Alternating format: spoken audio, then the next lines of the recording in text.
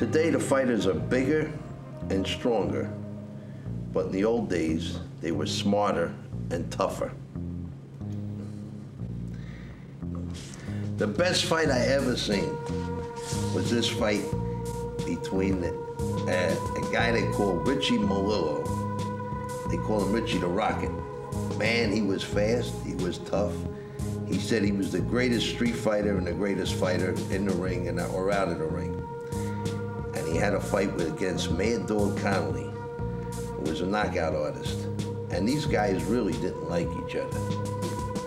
And it was quite a fight. I never saw anything like it.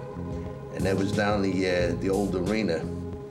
And when I went there, I couldn't afford the tickets because all the general admission was sold out. But it was real hot. It was in July, middle of July. So I said, well, maybe I'll try to sneak in there. So I went around the back, went around the building, and in the back, I looked and there was a fire escape, and I looked up to the top, and up the top was a police officer. I knew I had it made. I went, hey, how you doing? And when he waved back to me, I knew it. I had it. So I took out $2, folded up my hand, and walked up the fire escape.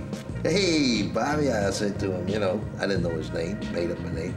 Shook his hand, handed him the $2, and he says, go down, he says, take any seat you want, ringside, take those ringside, take any seat that's empty. There's a lot of empty seats. And then comes his main event, and it's Richie the Rocket. I was surprised because I used to see Richie out on the street. Early in the morning, when I used to go to work, I'd see him down Washington Avenue.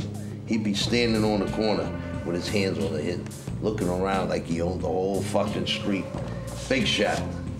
But he was tough. That Richie was a tough kid. I seen him when he used to go shoot pool uptown. And he'd go home and he always seemed to get in an argument with the biggest fucking guy you could imagine that was there. He would box their fucking ears off. His little bony fist, bop, bop, bop. They went to hit him, he'd slip, he'd move. They couldn't touch him. He could tattoo his name, address, telephone number right across your face. Within a minute, you were all busted up. And the guy, this guy, yeah, he knew this prick that he was fighting. Mad Dog, because Mad Dog had taken one of his, girlfriend of his, and was holding that up in his face. You know, I got your old lady, and now she's mine. So there was a real bad blood between them guys. I mean, they were really fucking angry at each other. And it showed, man. I mean, they stood there and they boxed each other and they gave each other the best shots. I never saw a fight like that. Never saw a guy just stick his chin out and take the best shot the other guy had. Then come back and the other guy would let him hit him. Never saw a fight like that. That was the best. You know, they went like this. Touches him behind. Crazy. Never saw anything like that before. Now, the bell sounds for round 8. Mad Dog comes running out with his head down. Boom! Right into Richie's chest. Richie Rocket turns to the ref. He says, look at this fucking guy. Hit me with his head. What are you going to do, ref? Now, that's just the beginning. Now, Richie is boxing, trying to move, he's banging, and now Mad Dog gets real nuts. And he shows you why he earned the name Mad Dog. Now he starts hitting him with elbows, head, elbows, grabbing Richie, spinning him, holding him, trying to knee him. Oh man, it was a mess. It turned into a real Pier 6 brawl. I mean, these guys were hitting each other with elbows, bing, bing, coming inside, heads, headbutts, in every direction.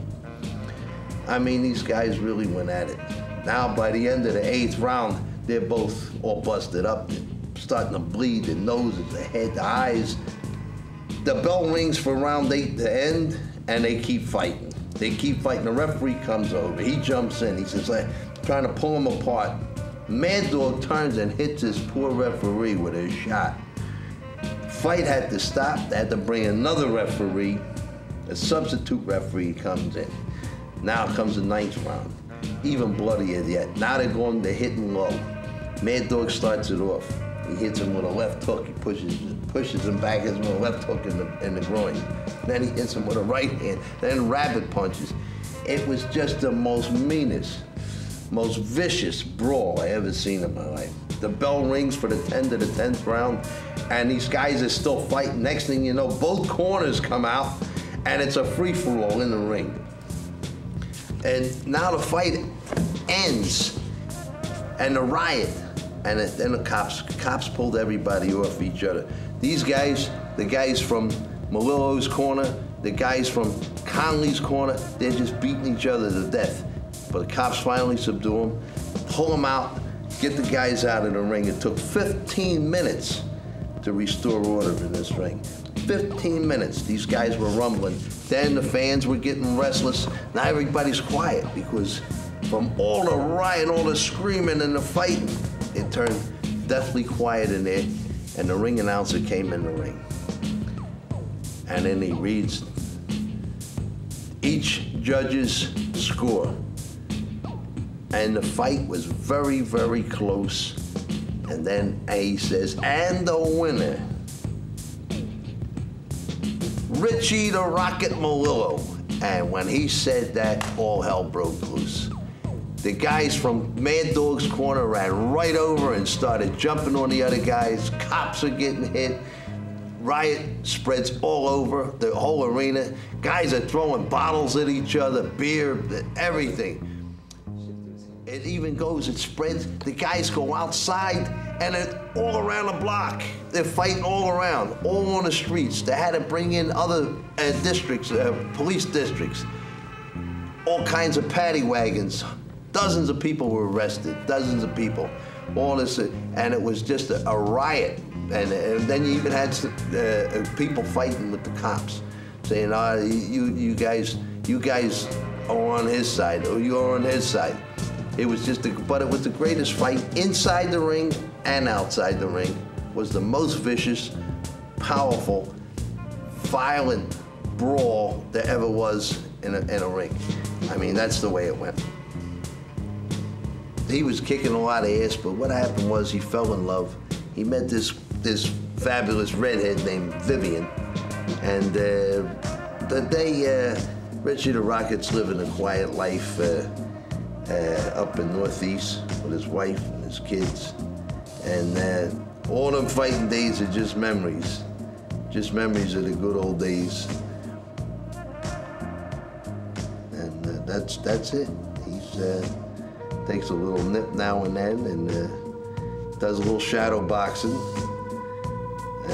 but he's just a quiet guy, and that's the story about that. C'est la vie, mon ami.